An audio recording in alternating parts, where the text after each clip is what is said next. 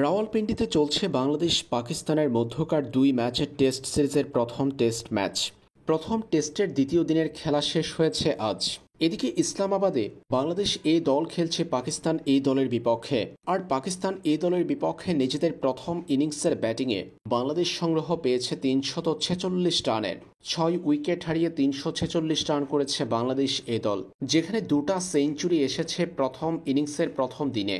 সেঞ্চুরির দেখা পেয়েছেন সাইফ হাসান, ক্যারিয়ার সেরা ১৬৫ বলে ১১১ রান করেছেন, ৪ ছক্কা ১৩ চারে। অন্যদিকে জাকির আলী ২৪৪ বলে অপরাজিত ১৩৬ রানের ইনিংস খেলেছেন। দিন শেষ করেছেন তিনি অপরাজিত থেকে ৫৫ স্ট্রাইক রেটে ৪টা ছক্কা ও ১৪টি চারে। জাকির আলীর ব্যাট থেকে অপরাজিত ১৩৬ রানের ইনিংস এসেছে প্রথম ইনিংসে। এই দুইজনের দুর্দান্ত দুই সেঞ্চুরিতে ভর করে বাংলাদেশ এ দল প্রথম ইনিংসে পেয়েছে ৩৪৬ রানের বিশাল সংগ্রহ। ৬ উইকেট হারিয়ে ৩৪৬ রান করেছে বাংলাদেশ।